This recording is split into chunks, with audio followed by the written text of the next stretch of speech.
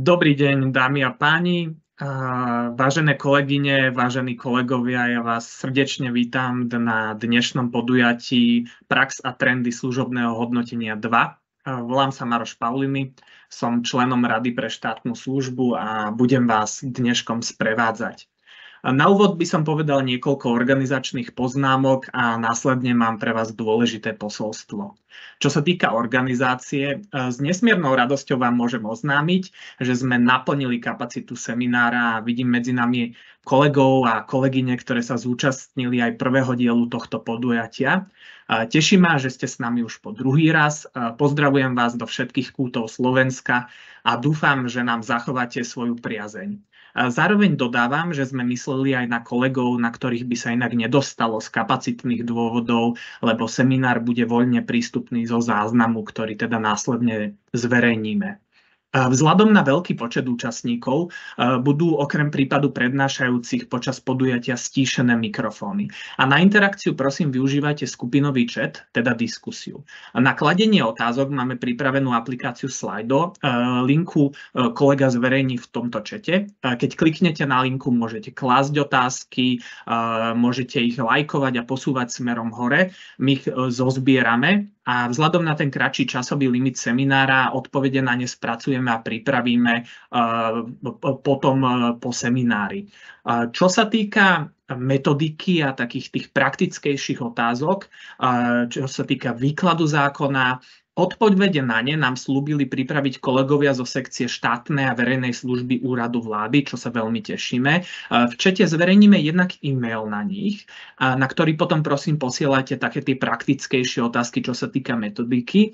A my tiež tie, čo zozbierame metodické, tak ich na nich prepošleme. A odpovede by ste mali mať od nich k dispozícii po novom roku, tak aby ste ich mohli aplikovať v tom najbližšom služobnom hodnotení, ktoré nás čaká.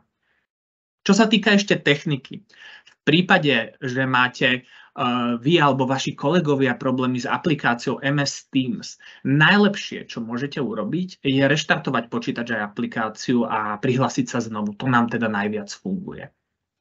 A teraz k posolstvu pre vás, pre našich účastníkov.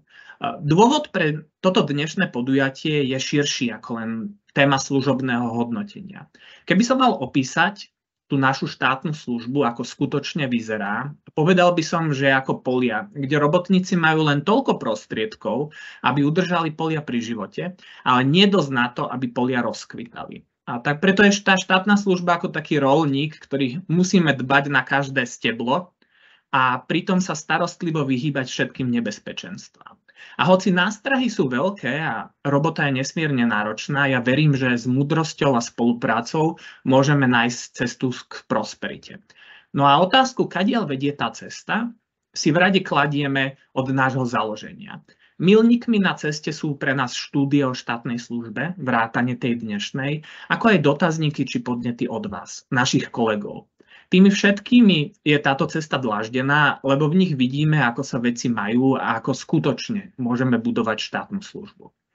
Dobré správy nám v tomto ohľade priniesol prieskum z minulého roku, v ktorom ste vy, naši kolegovia, potvrdili, že máte pozitívne skúsenosti, čo sa týka ochoty pomôcť zo strany najbližších kolegov. Nebudem teda klamať, keď poviem, že sa vieme spoľahnúť jeden na druhého a bol by som nesmierne rád, keby aj dnešok posilnil túto dôveru. Preto verím, že odpoveď na otázku, kadiaľ vedie cesta k budovaniu štátnej služby znie, že vedie cez ochotu pomôcť, zdieľať skúsenosti, pri počúvaní mať otvorenú hlavu a srdce a následne hľadať, kde možno poznatky využiť. To nás privádza k dnešnej téme, ktorou je služobné hodnotenie. Naša prvá štúdia o služobnom hodnotení, ktorej súčasťou boli aj názory viac ako 6 000 z vás, ukázala služobné hodnotenie ako nástroj, ktorý po svojom zavedení vyvolával zmiešané pocity a záviselo od úradu k úradu, ako bol prijatý. Bolo nám jasné, že nás čaká ešte dlhá cesta k prijatiu tohto inštitútu a aj k jeho efektívnemu využívaniu. Preto som s veľkým potešením prijal, že sa člen rady Marian Torok rozhodol téme služobného hodnotenia ďalej venovať. A je to práve on, kto má dnes pre vás pripravené najnovšie údaje o služobnom hodnotení. Marianova správa ukáže obraz služobného hodnotenia v ploche celej štátnej služby, čo nám následne otvorí dvere na úroveň konkrétnej dobrej praxe služobného úradu. Preto druhou rečníčkou nebude nikto iný ako Alexandra Stachová, vedúca kancelárie verejného ochrancu práv, ktorá predstaví, ako je to so služobným hodnotením u nich v úrade. Dnes teda máme pre vás dvoch vysoko povolaných a kvalifikovaných rečníkov a ja bez ďalšieho odovzdávam štafetu prvému z nich. Nech sa páči, Marian, slovo je tvoje. Ďakujem veľmi pekne za slovo, aj za tieto adorácie, ktoré si dal Maroš, nečakal som to až takto. Vážené kolegyne, vážení kolegovia, dovolte mi privítať vás v tomto hojnom počte. Aktuálne vidím, že nás je viac ako 570. Ešte to nie je tá celková tisícka, ktorá sa prihlásila, ale aj toto je veľmi slušné číslo. Pravdu povediac, som veľmi milo prekvapený, že toľkí z vás majú záujem o tému služobného hodnotenia a o to, aká je prax v služobnom hodnotení a čo všetko sa dá pri služobnom hodnotení robiť lepšie. V najbližších minútach vám predstavím takých 5 tém. Ja si teraz otvorím k tomu prezentáciu.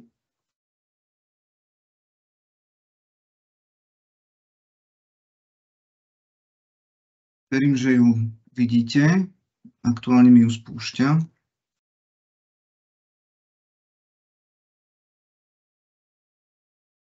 Čiže v najbližších minútach by som sa veľmi rád venoval takým 5 témam. Začnem významom služobného hodnotenia, ako je to v prostredí Slovenskej republiky s ním. Potom odprezentujem stručne závery z dotazníkového zberu dát, ktorý sme realizovali v lete minulého roka k služobnému hodnoteniu, pričom sme oslovili všetky služobné úrady. A následne uvediem odporúčanie Rady pre štátnu službu práve z týchto zistení, ktoré sme mali. Potom sa budem venovať najčastejším zlyhaniam služobných úradov pri služobných hodnoteniach. Na tieto sme natrafili počas preskúmavania podnetov v Rade pre štátnu službu za posledné 2 roky, čo som členom. Takisto uvediem nápravné opatrenia, ktoré sme adresovali služobným úradom práve v súvislosti s porušením princípov štátnej služby. A v závere uvediem niekoľko tipov aj pre hodnotených, aj pre hodnotiteľov v súvislosti s tým, ako úspešne zvládnuť služobné hodnotenie a samotný hodnotiaci rozhovor. Poďme si povedať takú technikalitu. Služobné hodnotenie je priamym nástrojom 2 princípov štátnej služby, ktoré sú uvedené v úvode zákona o štátnej službe. Je to princíp efektívneho riadenia a princíp profesionality.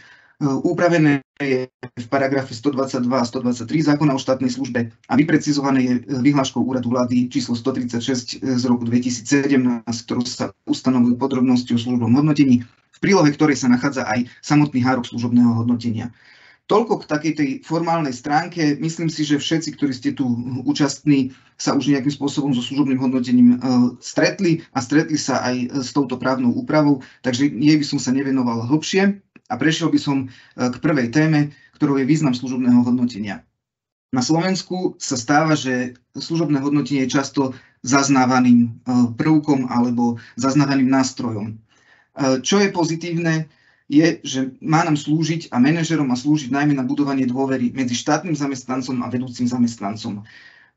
Je nástrojom na zefektívnenie pracovných postupov. Ak ho urobím efektívne, to služobné hodnotenie ako hodnotiteľ, tak zvýšim výkon na svojom odbore alebo na sekcii, čo sa potom odzrkadlí aj v práci celého služobného úradu. Je dôležitým nástrojom spätnej väzby. A tu by som veľmi rád zdôraznil, ide o nástroj vzájomnej spätnej väzby. Čiže nie len spätnej väzby hodnotiteľa hodnotenému, ale je to aj spätná väzba od hodnoteného hodnotiteľovi a možno aj služobnému úradu. Slúži nám na vyzdvihnutie kvalít a schopností, čiže pomenúvame silné stránky štátneho zamestnanca, zároveň môžeme ním upriamiť pozornosť na rezervy, na nejaké nedostatky, čiže pomenúvajú slabé stránky. Ak je urobené efektívne, tak umožňuje nám nastaviť ďalšie vzdelávanie alebo ďalší osobný rozvoj. Či už je to v rámci kontinuálneho vzdelávania alebo aj ďalšieho vzdelávania štátnych zamestnancov. Má nám zvýšiť motiváciu štátneho zamestnanca v služobnom úrade a teda skvalitniť jeho prácu. Poskytuje možnosť zákonnú zvýšiť, znížiť alebo odňať osobný príplatok. Tu sa chvíľu pozastavím. V správe o stave a vývoji štátnej služby, ktorú sme predkladali Národnej rade Slovenskej republiky v apríli tohto roku, sme uviedli na základe dát, ktoré nám dali k dispozícii jednotlivé služobné úrady, ako je využívaný tento nástroj, čiže zvýšiť, znížiť alebo odňať osobný príplatok. Je to jedna z zákonných možností a zistili sme, že odňatý osobný príplatok v roku 2022 na základe služobného hodnotenia nebol v ani jednom prípade a zvýšený a znížený bol v minimálnom počte, znížený bol len v 2 prípadoch a zvýšený bol v 242 prípadoch. Hovoríme o skupine štátnych zamestnancov, ktorých bolo v roku 2022 viac ako 34 000. To znamená, že ani nie 1%, menej ako 0,7% štátnych zamestnancov, alebo pri nich bola využitá táto zákonná možnosť. Zároveň nám služobné hodnotenie poskytuje nárok na jednorazovú odmenu, ak štátny zamestnanec dosiahol vynikajúce alebo veľmi dobré výsledky. Tomuto sa ešte dostanem neskôr, pretože aj v rámci podnetov, ktoré sme v štátnej službe preskúmavali, sme práve aj v súvislosti s odmenami konštatovali viacero porušení princípov štátnej služby a žiadali o nápravu služobné úrady. Prejdime k záverom dotazníkového zberu dát.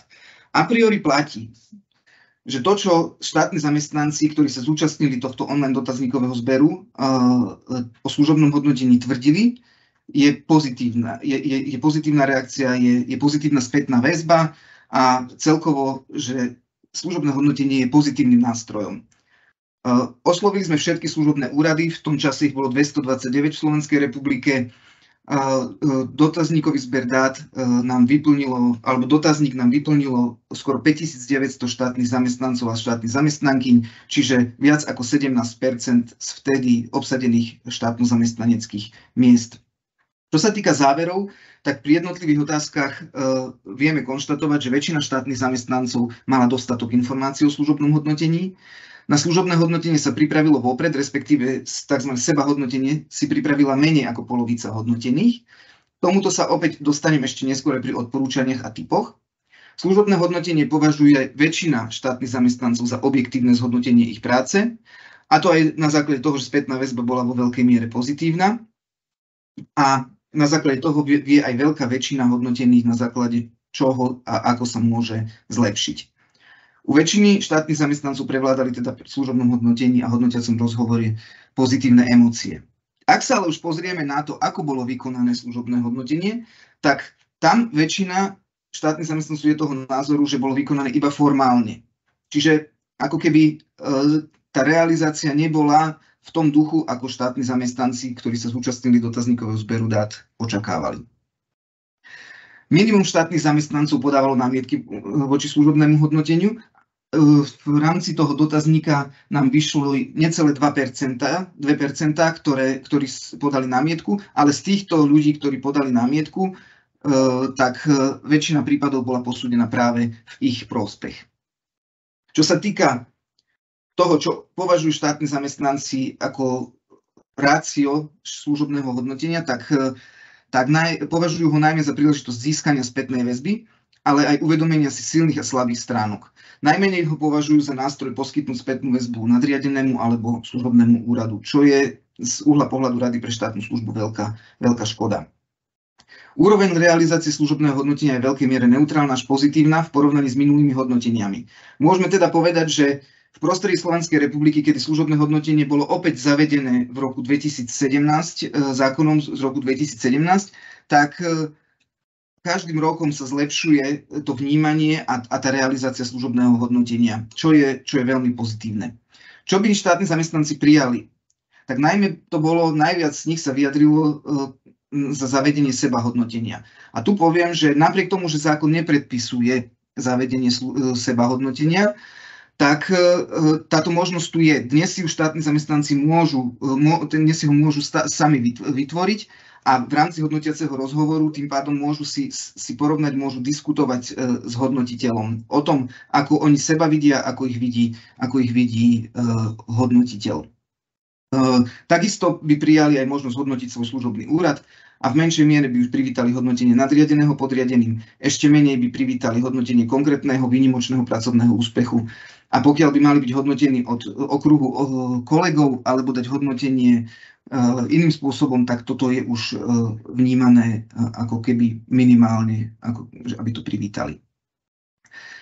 Čo sa týka tohto zberu dát a týchto výsledkov, Rada pre štátnu službu formulovala následne odporúčania služobným úradom.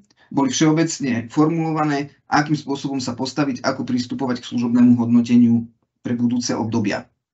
A tieto odporúčania boli v duchu nasledovnom. Jasne vopred komunikovať podmienky služobného hodnotenia, ideálne pripraviť si kritéria pre služobné hodnotenie, alebo vypracovať si špecifický manuál služobných hodnotení v rámci organizačného útvaru alebo celého služobného úradu. Potom je tu možnosť prípravy služobného predpisu o štandardoch služobného hodnotenia. A čo je veľmi dôležité, aj v súvislosti možno s nejakými dopytmi, ktoré sme mali v Rade pre štátnu službu, často sa stáva, že noví štátni zamestnanci, ktorí nastúpia do štátnej služby, si neotvoria zákon, nevedia o tom, čo je to služobné hodnotenie, za akým účelom sa robí, prečo sa robí. Tu by som dôrazne odporúčil, aby služobné úrady a mentori už zahrnuli do adaptačného vzdelávania aj podmienky služobného hodnotenia. Aby ten štátny zamestnanec, nový štátny zamestnanec sa hneď vedel oboznámiť. Sú to 2 paragrafy v zákone o štátnej službe tým, čo ho čaká a prečo ho to čaká. Ako som už spomenul, takisto zvážiť prijatie interných predpisov k služobným hodnoteniam. Upriamiť pozornosť štátnych zamestnancov, že pre služobným hodnotením si môžu pripraviť seba hodnotenie, aj keď to zákon nevyžaduje. Je to fakt vec, ktorá je úplne jednoduchá, či už keď si pozrú v zákone možné výsledky, alebo si pozrú vo vyhláške úradu vlády, čo všetko sa hodnotí a rozdelia si tie body, posúdia sa, tak sami budú vedieť, kde sa približne nachádzajú.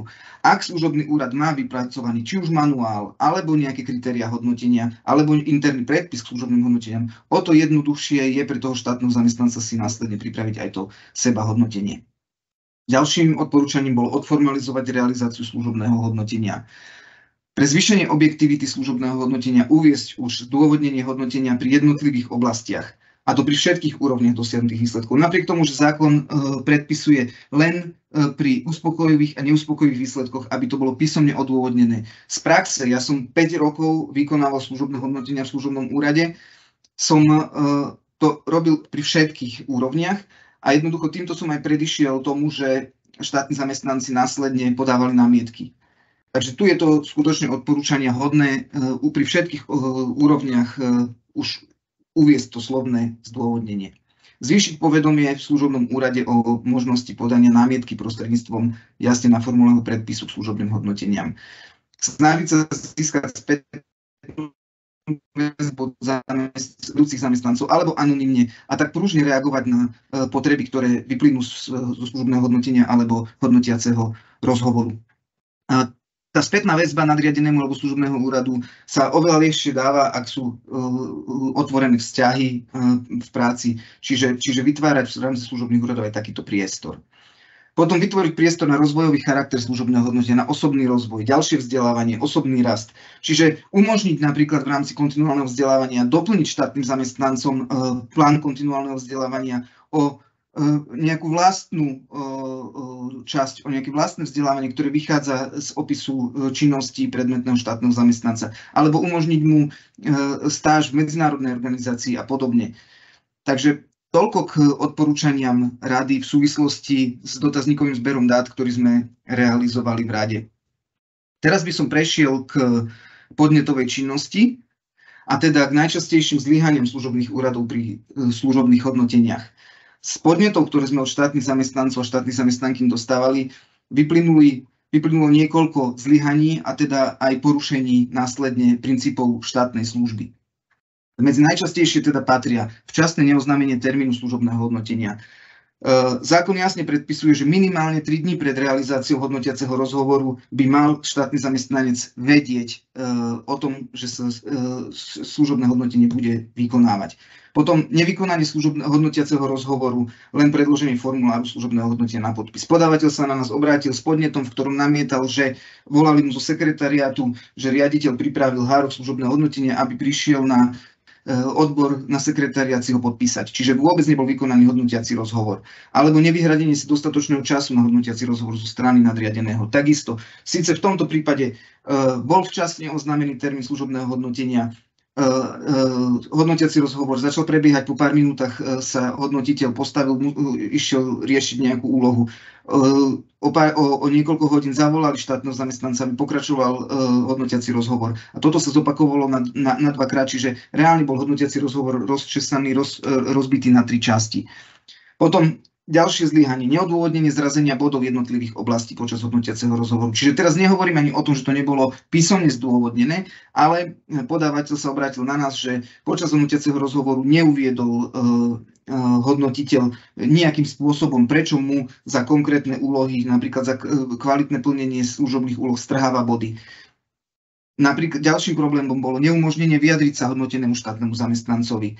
To znamená, že podávateľ prebiehal hodnotiaci rozhovor, ale hodnotiteľ neumožnil nejakým spôsobom reagovať na to, čo mu je kladené za vinu, alebo akým spôsobom je hodnotený, prečo sú mu strhnuté body. Potom sú to pochybenia pri vybavovaní námietky, tam je to spravidla nedodržanie zákonnej lehoty. No a také dve závažnejšie zlyhania boli, kedy nebola vyplatená nárokovateľná jednorazová odmena za služobné hodnotenia pri tých dvoch výsledkoch, a teda vynikajúcich a veľmi dobrých. V služobnom úrade, teraz uvediem príklad, aby som nešpecifikoval služobný úrad, bolo 251 štátnych zamestnancov, ktorí boli hodnotení v týchto dvoch kategóriách, ale len 250 štátnych zamestnancov dostalo tú jednorazovú odmenu. Ten predmetný štátny zamestnanec sa dopytoval na služobnom úrade, prečo ju nedostal. V neskoršom termíne ako jedinému bola priznaná, ale už mu bola priznaná v inej výške ako tým ostatným. Ďalším problémom s odmenou bolo, že služobný úrad si nestanovil výšku odmien podľa výsledkov služobného hodnotenia, ale stanovil si rozsah odmien, ktoré mali presahy od vynikajúcich po veľmi dobré výsledky. Čiže opäť uvediem príklad.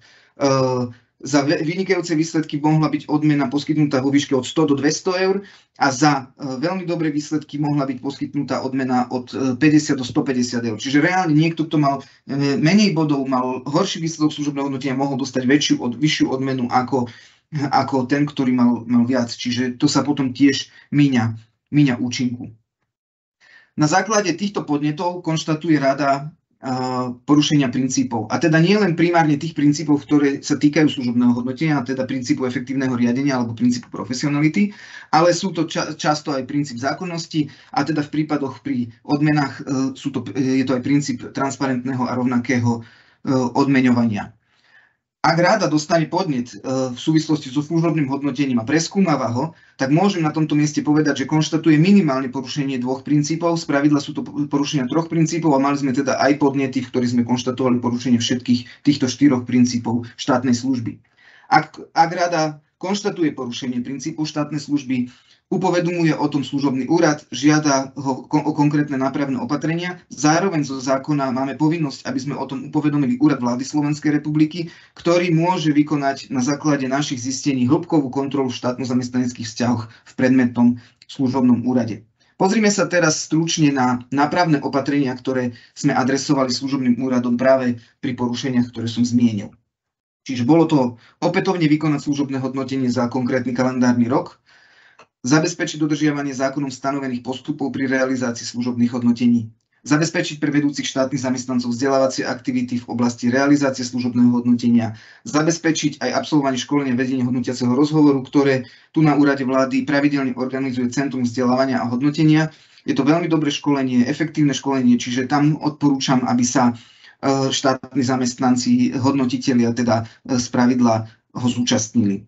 Zamedziť v služobnom úrade konaniu štátnych zamestnancov, ktoré by ohrozilo dôveru v nestrannosť vykonávania štátnej služby a dôveru v objektívnosť konania predmetného štátneho zamestnanca a aj rozhodovania. Ďalej to bolo vyvodenie disciplinárnej zodpovednosti voči konkrétnym štátnym zamestnancom, ktorí boli zúčastnení na rozhodovaní o rozpätí odmien, ale aj tí, ktorí sa rozhodli o tom, že predmetný štátny zamestnanec nedostane za služobné hodnotenie napriek tomu, že by mal dostať tú odmenu. Zabezpečiť takisto, aby postup štátnych zamestnancov zúčastnených na úkonoch súvisiacich s poskytovaním jednorazových odmien bol v súlade so zákonom o štátnej službe. zabezpečiť zamestnancom osobného úradu, ale aj všetkým riadiacim zamestnancom školenie o zákone o štátnej službe sú zameraní na služobné hodnotenia. A takisto pri tom, keď nebola vyplatená odmena, respektíve nebola vyplatená odmena v inej výške, ako si služobný úrad stanovil, tak tam sme dali zabezpečiť odstránenie zásahu do princípu transparentného rovnakého odmeňovania práve dorovnaním odmeny podľa podmienky, ktorú si určil samotný služobný úrad.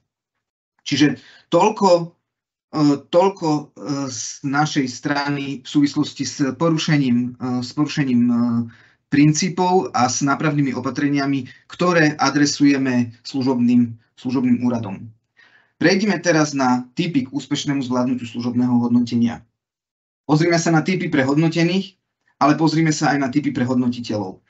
Čiže hodnotení. Navrhujeme, aby sa oboznámili s kritériami hodnotenia vo svojom služobnom úrade, aby sa dopytovali svojho priameho nadriadeného alebo na osobnom úrade. Máme interný predpis, nemáme interný predpis, ak ho nemáme, prečo ho nemáme a prečo nemáme kritéria. Čiže snažiť sa proaktívne aj takto informovať o tom, aké kritériá hodnotenia sú, na základe čoho a ako sú štátni zamestnanci v predmetnom služobnom úrade hodnotení. Spracovať si sebahodnotenie, vrátane najdôležitejších zvládnutých, ale možno aj nezvládnutých úloh. Čiže v rámci hodnotiaceho rozhovoru potom diskutovať s tým hodnotiteľom, prečo ma vidí v tej rovine, prečo ma nevidí v inej rovine. Pripraviť si námety, ak od hodnotiteľa očakáva spätnú väzbu. Čiže jednak pre hodnotiteľa, ale aj pre služobný úrad. No a na záver byť si vedomý, že ak nie som spokojný so služobným hodnotením, tak môžem podať do 3 dní námietku voči nemu. Čo sa týka hodnotiteľov, tak tam je to jednoznačne tá úloha priebežne si počas kalendárneho roka vytvárať podklad k služobnému hodnoteniu. A tu poviem z vlastnej praxe, keď som prvýkrát hodnotil, tak som si hovoril v tom roku, že veď toto je taká super zvládnutá úloha od predmetného zamestnanca, že to si budem určite pamätať, to si nemusím zapísať. A bola to konkrétne kolegyňa, ktorá potom prišla so sebahodnotením a predtým, než som ju začal hodnotiť, ja dal som jej slovo a ona uviedla tieto úlohy a hovorím si, že to je super, že mi ho spomenula, ale ja som na to úplne zabudol. A práve od tohto ďalšieho roku som si sám začal spisovať najlepšie zvládnuté úlohy, menej zvládnuté úlohy predmetných štátnych zamestnancov, ktorých som hodnotil. A potom to bolo oveľa jednoduchšie si sám pripraviť na hodnotiaci rozhovor, keď som hodnotil týchto podriadených, pretože bolo to úplne jednoduché. Mal som ten podklad pripravený už, dá sa povedať, od začiatku. Byť otvorený v komunikácii, motivovať štátnych zamestnancov, prelomiť vlády už pri forme pozvania na hodnotiaci rozhovor. Tu môžem takisto povedať, mali sme pracovné stretnutie, keď sme ho končili, oslovil som kolegyňu alebo kolegu, vieš čo, vtedy a vtedy plánujem uskutočniť hodnotiaci rozhovor, zariať si čas tak. Prišiel som do kancelárie, poslal som následne mail, takže už tá neformálnosť trošku to odľahčila, prelomila tie ľady, a skutočne sa to osvedčilo. No a veľmi dôležité máme to aj, čo sa týka zistení v rámci Rady pre štátnu službu. Opäť aj z praxe viem povedať, vyčleniť si dostatočný časový priestor pre hodnotiaci rozhovor. Ak viem, že štátny zamestnanec si nepripravuje seba hodnotenie, ak viem, že nedáva spätnú väzbu, tak počítajme medzi tými 15 až 30 minútami, kým ho zhodnotím. Ak mi dáva spätnú väzbu, ak si pripravuje služobné hodnotenie, počítajme do tej hodiny. A ak teda mi dáva aj spätnú väzbu pre služobný úrad, tak počítajme ten časový rámec nad 60 minút. Ja som niekedy hovoril o tom, že taká tá zlatá formulka 30, 60, 90 podľa toho minút, podľa toho, čo od toho hodnoteného očakávam, alebo čo on aj očakáva odo mňa ako hodnotiteľa.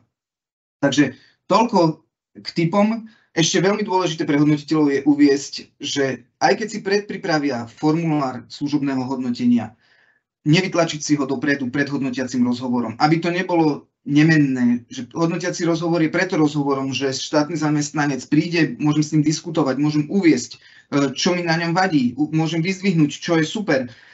On mi môže takisto ešte niečo vnúknuť, čiže viem to tam dopísať, aby to nebolo také, že je to skutočne, nie je to síce monológ, ale reálne on už má predpripravený ten formulár, ktorý mi dá len podpísať.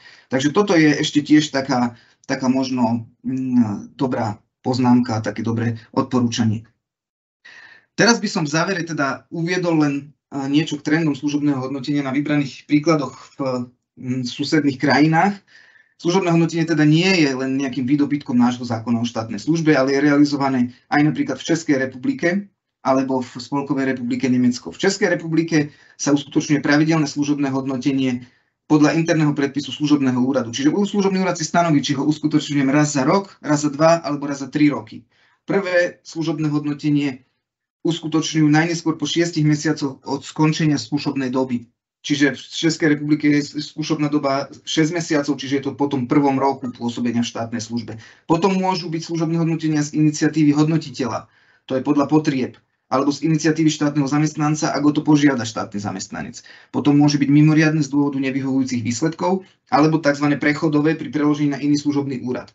Tu by som sa opäť na chvíľočku zastavil. Toto považujem za veľmi dobré služobné hodnotenie alebo dobrý mechanizmus, ktorý majú v Českej republike nastavený, pretože takisto v rade sa nám stalo, že boli dopyty od štátnych zamestnancov, ktorí boli či už trvalo alebo dočasne prekladaní a prišli na nový služobný úrad a nemali so sebou čiastkové služobné hodnotenie, pretože ten vysielajúci alebo služobný úrad, z ktorého odchádzali, im nepripravil a tým pádom nemali byť ako hodnotení, lebo chýbal ten podklad pre služobné hodnotenie za konkrétne časové obdobie. Čiže možno zvážiť na Slovensku takisto pri novele zákona o štátnej službe aj takúto v rámci aplikačnej praxe novelu, kde by sme zaviedli nejaké prestupové služobné hodnotenie, kde štátni zamestnanci, keď prechádzajú z jedného do druhého služobného úradu. Služobné hodnotenie v Spolkovej republike Nemecko, tam sa uskutočňuje pravidelné každé 3 roky. Čiže raz za 3 roky služobné hodnotenie. Nie je to ako u nás, že je to z pravidla k 31. januáru konkrétneho roka za predchádzajúci rok, ale je to od nástupu do štátnej služby. Čiže ak vedúci štátny zamestnanec vedie, 10 ľudí a každému nastúpil skoro v inom mesiaci, tak potom áno, každý mesiac uskutočňuje jedno služobné hodnotenie po tých 3 rokoch, ale nemá to naraz. Čiže je to tiež jedna z fóriem, ako modernizovať služobné hodnotenie. Potom majú príležitostné, ak si to služobné alebo osobné okolnosti vyžadujú. Príležitostne realizujú v Spolkovej republike Nemecko aj v prípade, ak boli prideľované štátnym zamestnancom výrazne iné úlohy, ako majú v opise činnosti. Príležitostné, ale musí nadväzovať v rámci judikatúry, ktorú majú ustalenú v Nemecku na pravidelné, čiže je považované stále len za doplňujúce služobné hodnotenie a tým najdôležitejším je teda to pravidelné. Dámy a páni, toľko z mojej strany. Ja veľmi pekne ďakujem za pozornosť. Dúfam, že som nebol veľmi rýchly a bol som zrozumiteľný. Naše prezentácie vám zašleme po skončení webinára. Ak budete mať otázky, či už ich naformujete cez slajdo, alebo vám napadnú v nejakom čase po uskutočnení tohto webinára, môžete sa na mňa obrátiť, zodpoviem vám ich či už mailom alebo telefonicky. Budem sa veľmi tešiť a opäť mi dovolte veľmi pekne sa poďakovať za túto hojnú účasť, ktorú máme. A dovolím by som si teraz posunúť slovo ďalšej rečníčke, pani doktorke Stachovej, s ktorou sme mali možnosť 10 rokov spolupracovať. Ja vtedy v pozícii generálneho tajomníka služobného úradu a vedúceho kancelárie. Pani doktorka je aktuálne v tejto pozícii. Za tých 10 rokov sa nám darilo zlepšovať aj štátno-zamestnanecké vzťahy v kancelárii verejného ochrancu práv. Vytvorili sme aj spoločne niektoré manuály k služobnému hodnoteniu, o ktorých bude teraz hovoriť, ale je to skutočne osoba na slovo vzatá, pretože štátno-zamestnaneckým vzťahom sa venuje viac ako 20 rokov. Takže odovzdávam slovo. Sandra, nech sa páči.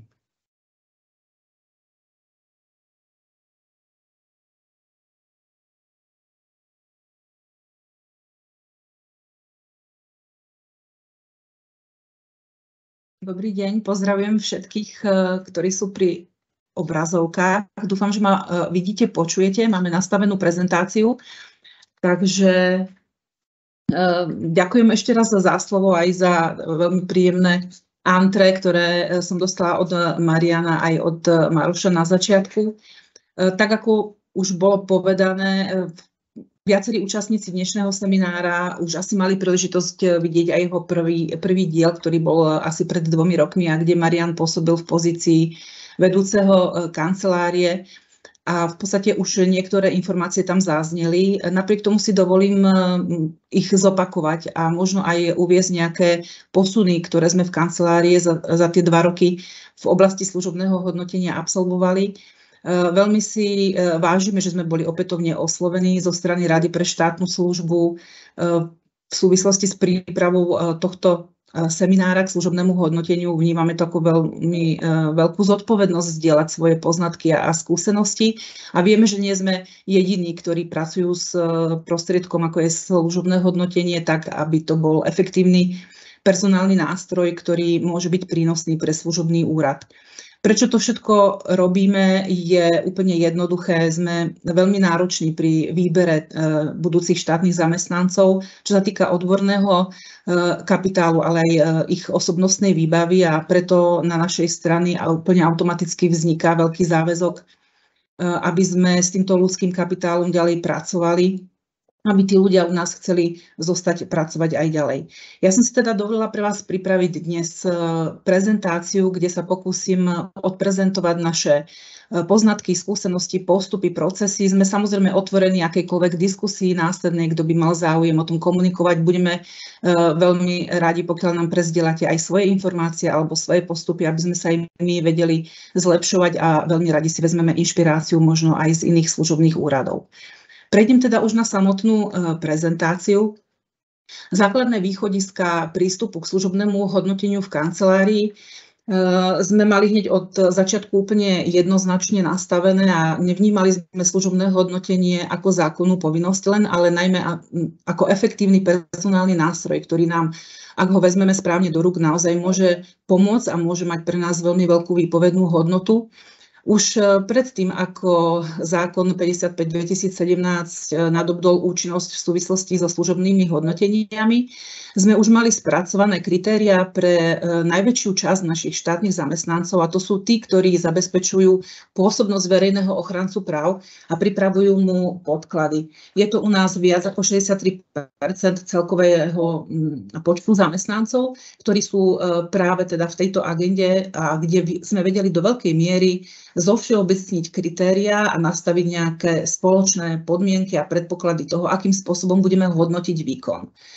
Čo sme si vzali ako úplný základ, bolo to, že sme vedeli, že formálne hodnotenie je ináč vnímané. Spomínal to v tom prvom dieli pred 2 rokmi aj Maroš Pavliny, že štátni zamestnanci inak vnímajú formálne hodnotenie, ktoré dostávajú vo forme nejakého služobného hodnotenia, ako neformálne, ktoré sa niekedy stáva, že je trochu viac ovplyvnené subjektívnym vnímaním, konkrétnou atmosférou, náladami, nemusí mať úplne rovnaké kritériá a rovnaké očakávania.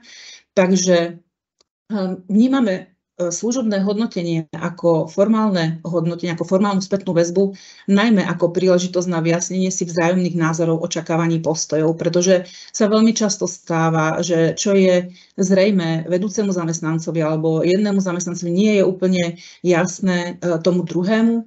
A samozrejme prejav záujmu o človeka a jeho prácu. Keď sme zisťovali nejaké výskumy a oboznamovali sme sa s touto problematikou v širšom rozsahu, tak sme našli aj také výsledky, že pokiaľ nie je poskytovaná žiadna spätná väzba, tak až 40% zamestnancov uvažuje o odchode. To bola pre nás veľmi veľké memento a nechceli sme teda k takémuto dôsledku prísť. Otvorenie vzájomnej komunikácie a utúženie atmosféry na pracovisku, alebo otvorenie tej atmosféry, spomínal to tu aj Marian, rovnako sme k tomu pristupovali aj my, čo je určite výhodou služobného hodnotenia ako formálneho prístupu, je, že tam vieme nastaviť nejakú štandardizáciu, že to má pravidelnosť, je tam systémovosť, a vieme tam nastavovať aj nejaké ďalšie rozvojové potreby. To znamená, že tam vieme zohľadniť aj nejaký aspekt do minulosti hodnotenia, ale vieme nastaviť aj ďalšie rozvojové potreby pre konkrétnych zamestnancov. Konkrétne v kancelárii verejného ochrancu práv sme pristupovali k realizácii služobného hodnotenia od začiatku tak, že sme vedeli, že určite to chceme robiť inak ako za praxe služobných hodnotení, ktoré už sme raz mali, a to bolo za účinnosti zákona 312/2001 o štátnej službe. A takisto sme vedeli, že nechceme, aby to bola len nejaká hra s číslami, ale že chceme, aby to malo výpovednú hodnotu. A preto prvé 2 roky sme považovali za také skôr pilotné, kde sme sa snažili postupne presadzovať nové vnímanie k služobnému hodnoteniu, najmä u tých, ktorí to už raz zažili a nepovažovali to za efektívny nástroj. A potom sme formalizovali tie kroky, ktoré sme už mali nastavené vo vzťahu k tej pôsobnostnej sekcii. Nejakým spôsobom sme to nastavili formálnejšie, prepracovali sme to, vytvorili sme teda k tomu určitý kompetenčný model, kde boli rozobraté jednotlivé úrovne aj so slovným popisom, aby to dávalo veľmi dobrý návod pre hodnotiteľa, ale aj pre samotného hodnoteného a pri príprave jeho sebahodnotenia, alebo aj k tomu, aby pochopil, v ktorej asi tej hladine úrovne ho aj ten jeho hodnotiteľ vidí. Spracovali sme k tomu aj manuál, akým spôsobom odporúčame, aby sa služobné hodnotenie realizovalo. A základom vlastne tohto kompetenčného modelu boli praktické poznatky, že najmenej problémov a chýb je v prípade takého služobného hodnotenia, ktoré je postavené na tom, že si jednotlivé kritéria rozpracujeme na podrobnejšie kritéria, ich jednoznačnej formulácii, ktorá reflektuje na špecifika jednotlivých kategórií zamestnancov, vytvorení bodovej škály k jednotlivým kritériám a hlavne primeranosti tej bodovej stupnice. V tomto sme mali veľkú výhodu ako malý služobný úrad, že sme to vedeli robiť centralizovane a že sme nastavili nejaké kritériá spoločne najskôr pre tú pôsobnostnú sekciu a potom následne sme ich rozšírili aj pre mimo pôsobnostnú sekciu s tým, že sme ich upravili tak, aby boli použiteľné pre čo najviac štátnych zamestnancov. Ja som vám tu uviedla aspoň niektoré príklady z kritérií služobného hodnotenia v kancelárii. Odborné vedomosti, napríklad, ktoré vieme, že môžeme ohodnotiť až do výšky 30 bodov.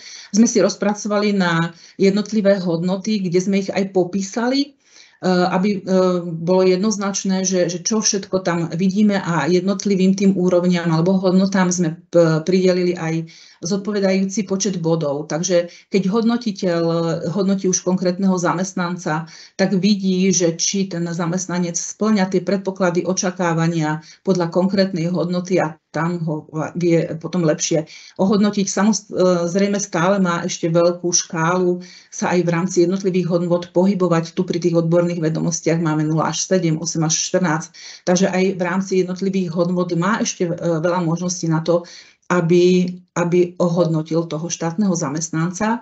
Vybrala som potom pre vás ešte napríklad zo schopností a kompetencií, kde máme teda viaceré schopnosti a kompetencie, ktoré musíme ohodnocovať. Ja som tu dala schopnosť organizovať a plánovať, aby ste videli, že do akých podrobností až sme šli v súvislosti s bodovým hodnotením, kde skutočne jednotlivé hodnoty sa pohybujú aj v rozdieli pol bodu.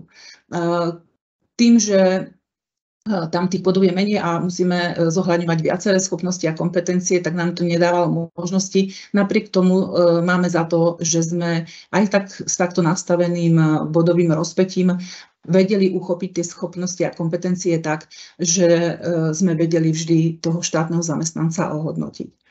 Čo sa týka priebehu služobného hodnotenia v kancelárii a súvisiacich procesov, vždy to tak bolo, že metodicko riadiace usmerňovanie systému hodnotenia zabezpečuje osobný úrad v spolupráci s generálnym tajomníkom služobného úradu, ktorý je súčasne vedúcim kancelárie. V tomto je veľmi dôležité, tak ako pri všetkých personálnych nástrojoch, aby bola podpora zo strany vedenia organizácie a v tomto musím povedať, že sme mali veľké šťastie, že aj za predchádzajúceho vedenia, či už pod Marianovým vedením ako generálneho tajomníka, ale aj s podporou pani profesorky Patakijovej ako verejnej ochrankyne práv. Rovnako ako teraz pod novým vedením pána doktora Dobrovodského vieme do veľkej miery podporovať rozvoj manažerských zručností a toho riadenia, ktoré nám predtým trochu chýbalo. V tomto ja osobne vítam zákon 55/2017, ktorý nás trochu aj donútil, aby sme sa tomu manažerskému riadeniu a rozvoju venovali viac a dostali ho viac do praxe, pretože sa pomerne často stáva, že vedúci zamestnanci pri plnení kľúčových odborných alebo aj každodenných povinnosti boli natoľko časovo vyťažení, že nejaké formalizované hodnotenie, keď aj len raz za rok, je vnímané niekedy ako zbytočná byrokracia, alebo radšej budem hovoriť v minulom čase, že bolo tak vnímané, pretože verím, že sa nám to od toho roku 2017 podarilo dostať aj do vedomia nie len tých vedúcich zamestnancov, ale aj radových. Čo je určite dôležité, a Marian to už tiež spomínal, ako predrečník môj, je dostatočná informovanosť zamestnanca o kritériách hodnotenia. Zaradili sme to do adaptačného procesu. Chceme, aby to vedeli tí ľudia čo najskôr, aby boli oboznámení nielen so zákonom o štátnej službe, kde sa nám stávalo, že štátni zamestnanci ho považovali za niečo, čo sa ich ani úplne netýka, napriek tomu, že ho dennodenne žijú. Takisto tie kritériá na hodnotenie chceme, aby vedeli o nich od začiatku. Zverejňujeme ich na vzdialenom priečinku alebo využívame aj iné interné komunikačné kanály. A aktuálne napríklad sme pustili do obehu dotazník, ktorý sa týkal nejakých spätnej väzby k adaptačnému vzdelávaniu u našich novonastúpených zamestnancov, kde sa snažíme zistiť, že to adaptačné vzdelávanie, či máme nastavené efektívne, a jeho súčasťou sú práve aj otázky, ktoré smerujú k tomu, že či tí štátni zamestnanci majú dostatok informácií o tom, že aký je ich opis štátno-zamestnaneckého miesta, ktorý je pevným základom na služobné hodnotenie nasledujúce, a takisto, že či sú im zrejmé všetky tie kritéria a hodnotené oblasti, na základe ktorých budú pri najbližšom služobnom hodnotení vlastne im podrobení. Zatiaľ tie informácie, ktoré máme z tohto ročných a z minuloročných nástupov, nám ukazujú, že tí štátni zamestnanci by tie informácie mali mať dostatočné, čo nás teší. Okrem toho vždy pred služobným hodnotením každý rok posielame všetkým štátnym zamestnancom osobitný mail, kde ich upozorňujeme na legislatívne podmienky, kde majú presne spracované, že aké sú termíny, aký je zmysel služobného hodnotenia, ako to prebieha, že majú možnosť podať námietku. A okrem toho sú tam aj odporúčania služobného úradu, čo sa týka samotných procesov, že ako odporúčame, aby k služobnému hodnoteniu pristupovali hodnotitelia, ako hodnotení, je tam aktívna výzva k tomu, aby sa pripravili na hodnotiaci rozhovor aj jedna, aj druhá strana, aby si pripravili nejaké zhodnotenie, priebežné poznatky, očakávania, nové ciele. Všetko toto vlastne hovoril aj Marian a my sa s tým úplne plne zhodujeme. Čo je dôležité a k čomu sme ešte tak trošku možno pridali, je pozvanie na služobné hodnotenie v dostatočnom predstihu, aby sa na to vedel pripraviť ten štátny zamestnanec aj po odbornej, aj po psychickej stránke. Robíme to teda ústne, následne aj elektronicky, a teraz sme pristúpili už k tomu, že aj v rámci toho elektronického pozvania ešte opätovne tí vedúci zamestnanci uvádzajú tomu štátnemu zamestnancovi, ktorého budú hodnotiť, aký je vlastne zmysel toho stretnutia, ako bude asi vyzerať to stretnutie. Znovu vyzýva na seba hodnotenie, oslovuje sa aj k návrhom na zlepšenie vzájomnej spolupráce a činnosti služobného úradu. Miesto čas stretnutia, predpokladaný rozsah mávame spravidla 1 až 1,5 hodiny. To hovorím teraz za seba a samozrejme kolegovia môžu mať iný. A končíme tým, že sa tešíme na stretnutie, aby sme prelomili naozaj tie ľady, o ktorých hovoril aj Marian, a aby tí štátni zamestnanci nemali negatívne pocity ešte predtým, ako vôbec na to služobné hodnotenie prídu. Čo sa týka pravidiel a odporúčaní, ktoré sú uplatňované pri hodnotiacom rozhovore v kancelárii, snažíme sa teda vytvoriť pokojnú a otvorenú atmosféru, osobitne v prípade, pokiaľ sú hodnotiteľmi, pokiaľ je tam hodnotiaca komisia a kedy v podstate sú traja ľudia proti tomu jednému štátnemu zamestnancovi, a najmä prvohodnoteným vysvetliť ciele toho hodnotiaceho rozhovoru. Tak ako už bolo aj povedané, keďže je to rozhovor a jeho základom je zabezpečenie obojstrannej komunikácie, nie jednostranného monológu toho hodnotiteľa. Nikdy sme neakceptovali to, že by sa len nejaký formulár vyplnený dal štátnemu zamestnancovi, alebo že by sa ho nebodaj čakal na stole bez toho, aby sa vôbec stretol s tým vedúcim zamestnancom. Povzbudzujeme k spätnej väzbe a diskusii. Tu je veľmi dôležité to sebahodnotenie, ktoré už aj Marian spomínal a ktoré je takým prvkom možno aj toho rozvojového charakteru služobného hodnotenia, nechať zamestnanca povedať svoj názor. Vidíme v tom veľký zmysel, najmä pokiaľ mu to dáme na začiatku a v podstate, že nejaký vstup do toho procesu hodnotiaceho dá ten zamestnanec hneď v úvode toho služobného hodnotenia. Na druhú stranu to sebahodnotenie podporuje tých štátnych zamestnancov v tom, aby kriticky vedeli aj vyhodnotiť svoj výkon štátnej služby, hľadať nejaké ďalšie rozvojové možnosti alebo námety napríklad na ďalšie vzdelávanie. Snažíme sa teda osloviť pozitíva, ale aj rezervy a zistiť názor toho hodnoteného štátneho zamestnanca o ceste k možnému zlepšeniu, prípadne o príčinách nejakého slabšieho výkonu, ak sme ho zaregistrovali v priebehu toho hodnoteného obdobia. Potom prichádzame k tej svojej rozvojovej črte toho služobného hodnotenia, ktoré sme si dovolili trochu tak včleniť do služobného hodnotenia po prvých rokoch, kedy sme išli len čisto na hodnotiaci efekt a hodnotili sme len minulosť. Teraz sa snažíme teda identifikovať aj prostriedky ďalšieho rozvoja, nejaké nové úlohy, ciele. A čo je pre nás veľmi dôležité, a využívame to hneď od roku 2020, kedy nás v podstate novela vyhlášky služobným hodnoteniam k tomuto priviedla, že uvádzame to odôvodnenie výsledkov služobného hodnotenia v každej hodnotenej oblasti, bez ohľadu na závery, to znamená aj v prípade vynikajúcich, veľmi dobrých alebo štandardných výsledkov. Tak ako som hovorila, že sme mali nejaké kritéria nastavené, a ktoré som vám veľmi skrátke ukázala, tie potom sme vo veľmi skrátenej forme preniesli aj do samotného formuláru toho služobného hodnotenia, aby aj ten štátny zamestnanec, aj ten jeho hodnotiteľ vedel jednoznačnejšie určiť tú hladinu, v ktorej toho hodnoteného štátneho zamestnanca má. A okrem toho chceme, aby tam bolo aj to slovné odôvodnenie, aby tam popísal, teda, že prečo ho v tejto hladine vidí.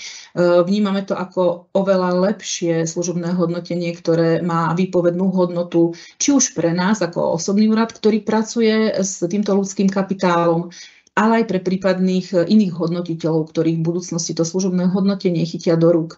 A či už to bude v rámci nejakej zmeny internej alebo externej na nejakom novom služobnom úrade, tak len samotné body sa nám zdajú byť málo na to, aby sme povedali, aký ten človek naozaj je.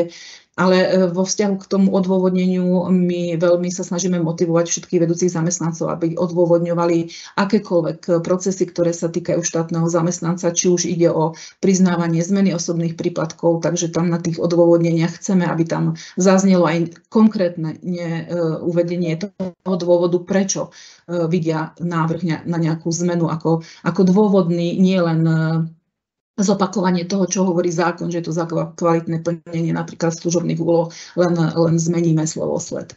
Takže to je, čo sa týka jednotlivých hladín, jednotlivých hodnotených oblastí a odporúčania prehodnoteného takisto k tomuto sa snažíme podporovať vedúcich zamestnancov a naozaj nám to aj robia. A aj pre potom vedenie kancelárie, aj pre osobný úrad, ktorý pracuje s tými služobnými hodnoteniami ďalej, je to veľmi dobré, keď vieme, že ako sa nám hýbe jednak štátny zamestnanec, jednak organizačný útvar a tým vlastne aj celý služobný úrad. Samozrejme, že nie každé služobné hodnotenie je vysoko pozitívne, napriek tomu sa ho snažíme ukončiť motivačne, pozitívne a povzbudivo.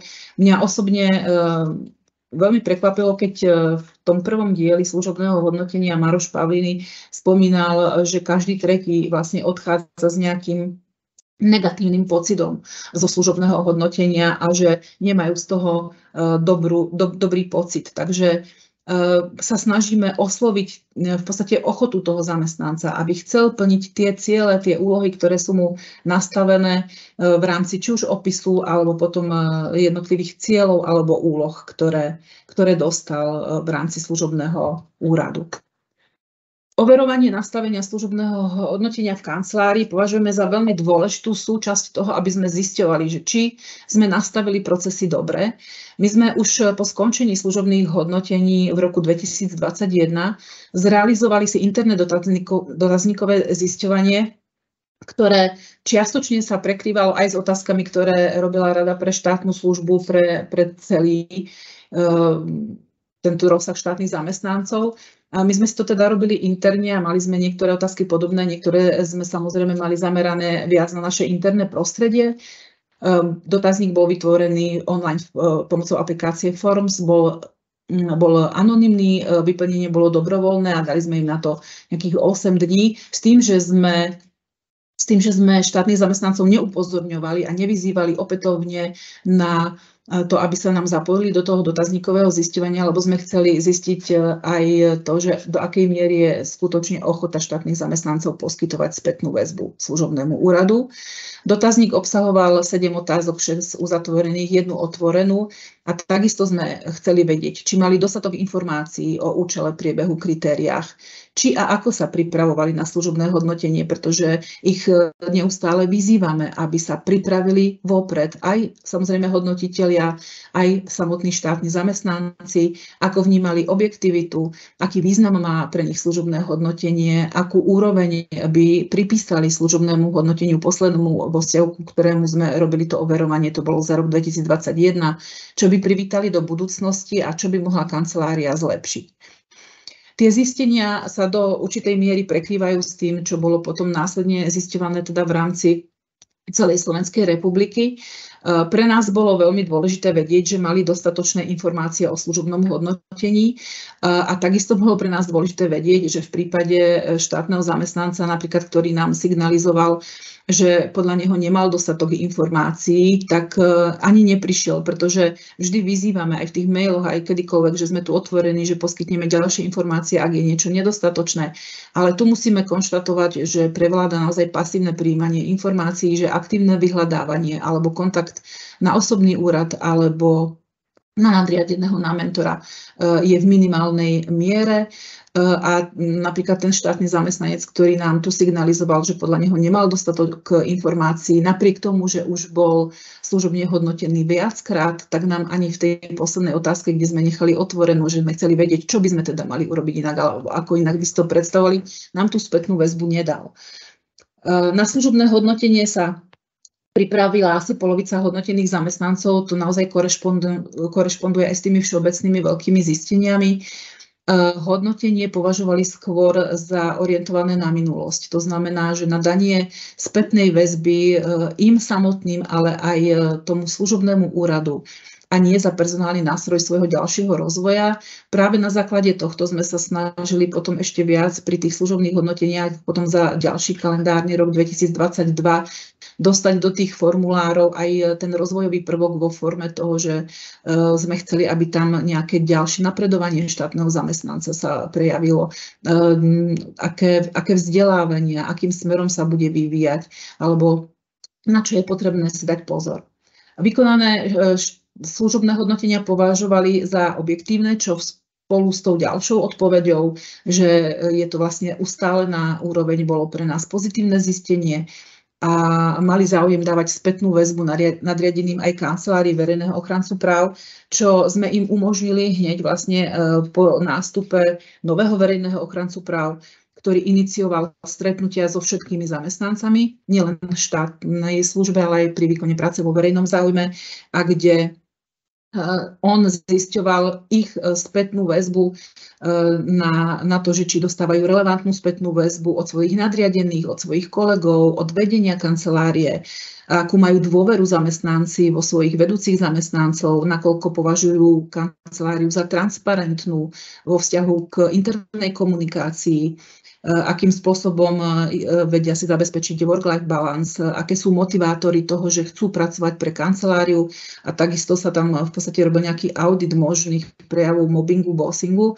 Takže toto sme absolvovali práve v tejto forme, kedy verejný ochranca práv, ktorý stojí mimo kancelárie, si vlastne tieto informácie zisťoval tak, aby sme vedeli sa pohnúť ďalej a aby sme to prostredie pracovné nejakým spôsobom vedeli zlepšovať. Tie odporúčania sú veľmi podobné, ako hovoril Marián, preto sa im nebudem úplne individuálne venovať, pretože niektoré som v podstate už spomenula aj v rámci predchádzajúcej mojej časti.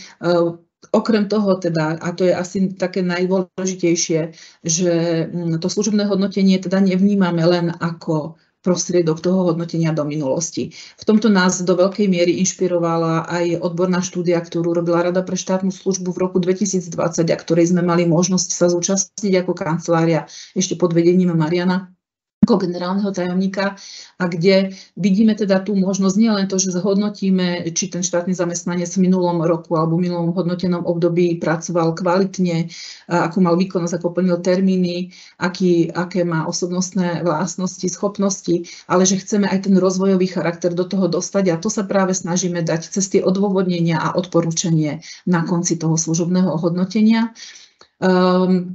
Čo sa týka tých kritérií, samozrejme teda jednoznačne komunikované, podporovať sebahodnotenie a pravidelne získavať spätnú väzbu.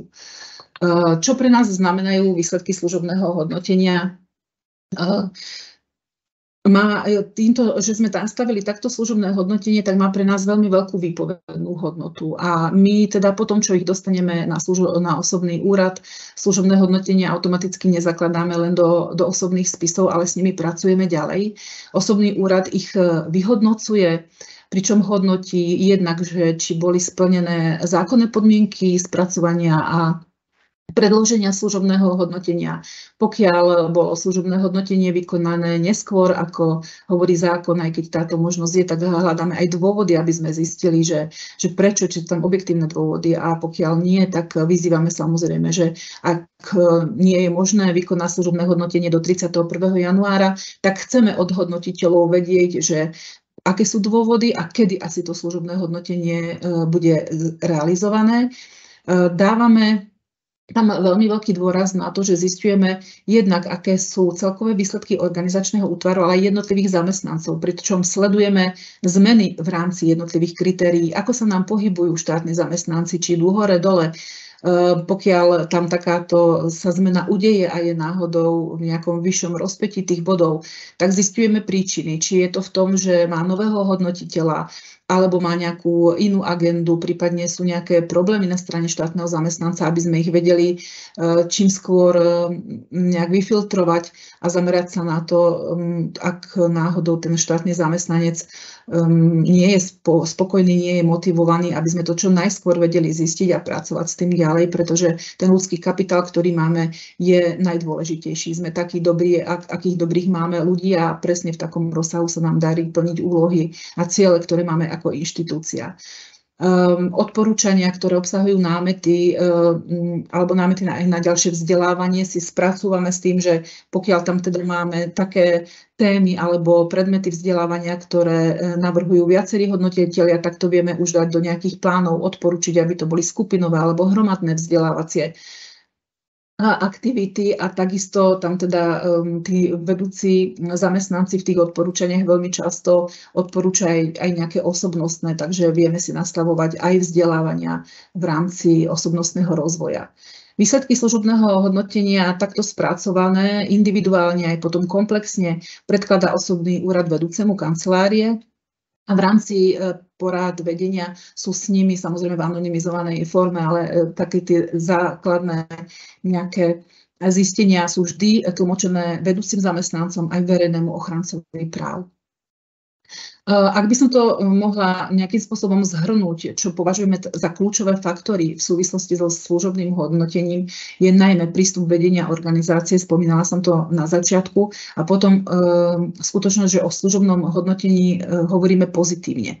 Že prostredníctvom toho, že sa najvyššie vedenie organizácie, potom cez riadiacich zamestnancov, ktorí sú hodnotiteľmi, to považuje za pozitívny prvok, tak sa nám, ja verím tomu, za tých pár rokov podarilo presvedčiť aj tých radových zamestnancov, že to služobné hodnotenie môže byť efektívnym nástrojom pre nás, ale aj pre nich.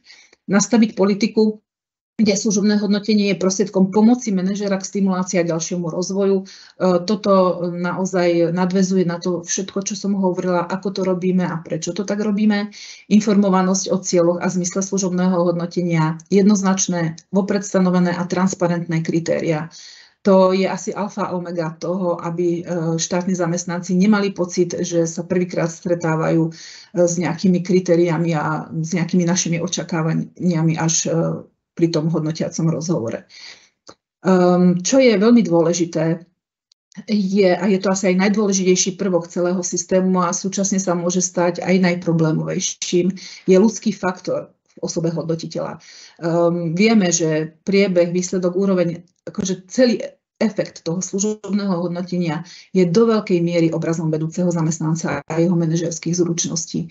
Preto, ak máme tú príležitosť, tak využívame vzdelávania, ktoré sú ponúkané či už zo strany Centra vzdelania a hodnotenia, ale aj ďalších aktivít na to, aby sme vzdelávali hlavne tých hodnotiteľov, ale v tejto súvislosti sa nám otvára aj otázka nástupníctva. To znamená, že v prípade, že tá fluktuácia je nejaká vyššia, aby sme vedeli čo najplynulejšie zabezpečiť, tak ak nám to ide, tak sa snažíme aj tých, ktorých vidíme ako perspektívnych vedúcich zamestnancov, nejakým spôsobom už zapájať do vzdelávania toho, že akým spôsobom sa dáva spätná väzba, ako sa komunikuje, aké otázky dávať, aké nedávať.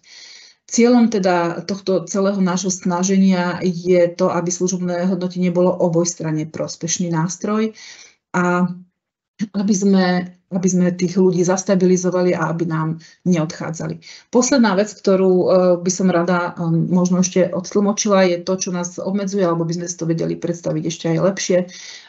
Prvá vec je charakter služobného hodnotenia. Sa by sme trochu tak tápali v tom, že či ideme vnímať služobné hodnotenie ako hodnotiace, orientované skôr na minulosť, tak ako to v podstate aj vyplýva z zákona, z vyhlášky, z formulára samotného, ktorý k tomuto existuje, ale postupom času sme sa dostali k tomu, že sa snažíme do toho vnášať aj ten rozvojový prvok.